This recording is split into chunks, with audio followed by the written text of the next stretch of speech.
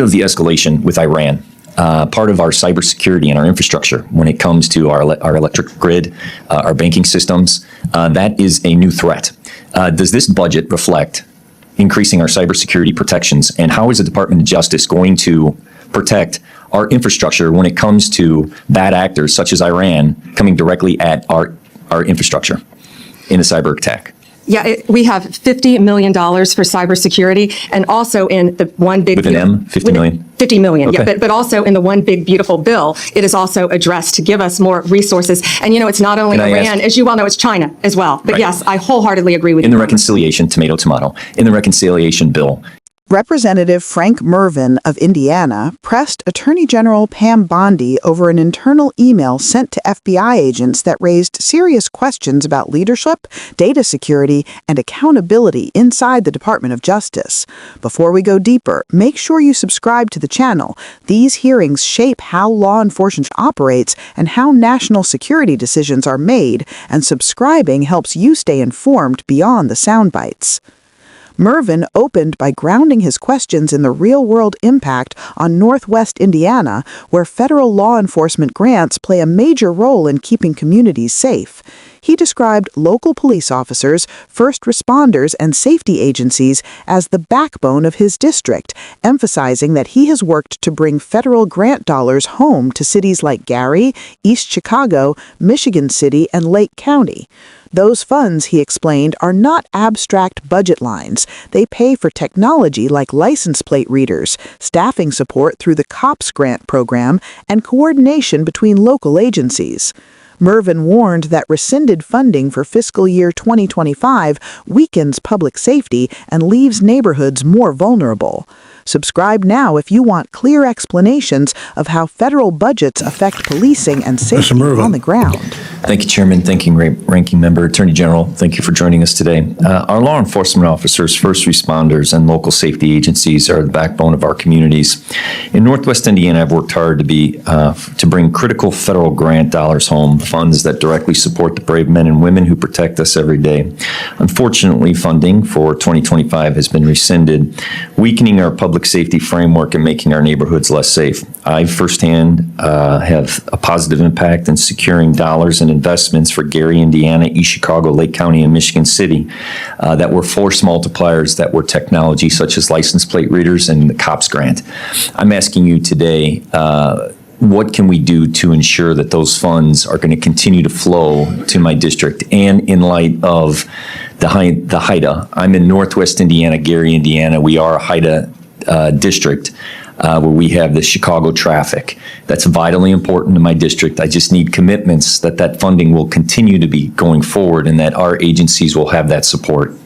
Congressman, thank you for bringing that up. I'm well aware of the HIDA. I believe that's in Maryville. Is that correct? You are correct. And yes, that funding will remain where it is. We do not intend on touching that funding. We want to protect HIDA. Very good. So in light of the escalation with Iran, part of our cybersecurity and our infrastructure when it comes to our electric grid, our banking systems, that is a new threat.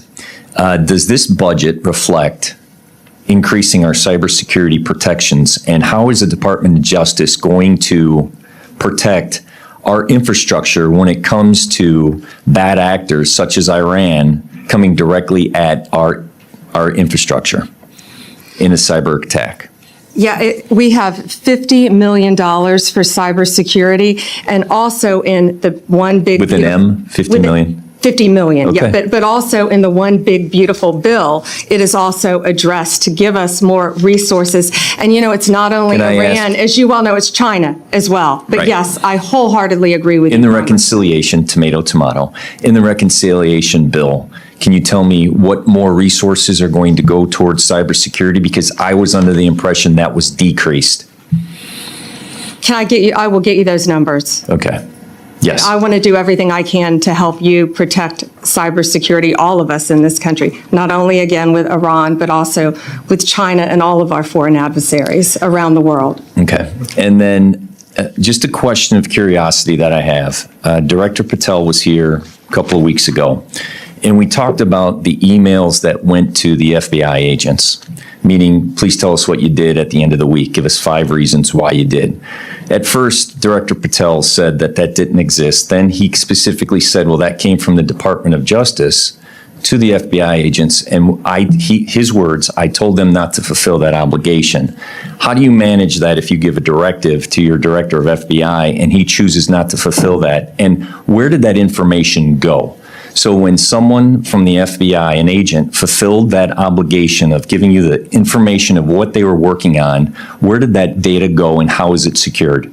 Yeah, and Congressman, I'd be happy to see who answered that, but I asked, when I learned about it, I asked that it be withdrawn, and it was, that email. When you learned about the email going to the FBI agents, you asked them to withdraw it. Who did you ask to have it withdrawn? My entire office, and it was. So it is unknown who sent that email? Well, it came from my office, but when I learned it went to the FBI, we asked that it be withdrawn. Where is the gap of my understanding? If it came from your office, you're telling me you didn't send it?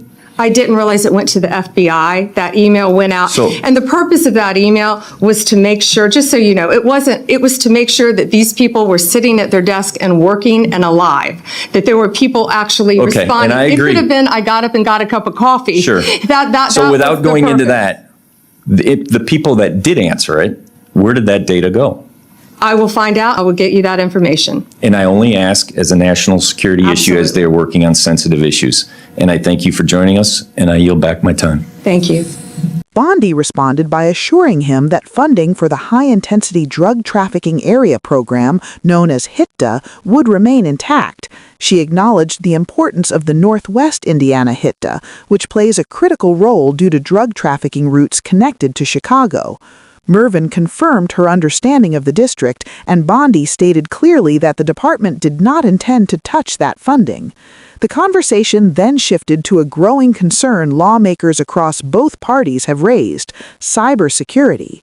Mrvan pointed to escalating global tensions, including threats from Iran, and asked how the Justice Department plans to protect critical infrastructure like the electric grid, banking systems, and digital networks from cyber attacks. He noted that cyber threats now represent a frontline national security risk, not a future possibility. Bondi said the department has allocated $50 million for cybersecurity efforts and argued that additional resources are addressed in broader legislation moving through Congress. She agreed that the threat extends beyond Iran to include China and other foreign adversaries. But Mrvan pressed further, saying he was under the impression that cybersecurity funding had actually decreased in the reconciliation bill. Bondi acknowledged she did not have the specific figures on hand and committed to providing those numbers later. Subscribe if you want continued updates on cybersecurity funding and how Congress follows up on these commitments. Then came the moment that shifted the tone of the exchange. Mrvan raised an issue that had surfaced in a previous hearing with FBI Director Kash Patel. FBI agents had received an email asking them to explain what they worked on during the previous week, in some cases listing multiple reasons or activities. According to Mrvan, Director Patel initially denied the email existed, then later said it came from the Department of Justice and that he instructed agents not to comply. Mrvan asked a pointed question. If the Attorney General's office sent a directive and the FBI director chose not to follow it, how is that managed? And more importantly, for agents who did respond, where did that information go and how was it protected, given the sensitive nature of FBI work? Bondi said that once she learned about the email, she asked for it to be withdrawn. She stated that the message came from her office, but that she did not realize it had gone to FBI personnel. When Mrvan pressed her on how that could happen, she explained that she did not personally send the email and was unaware it had been distributed to agents.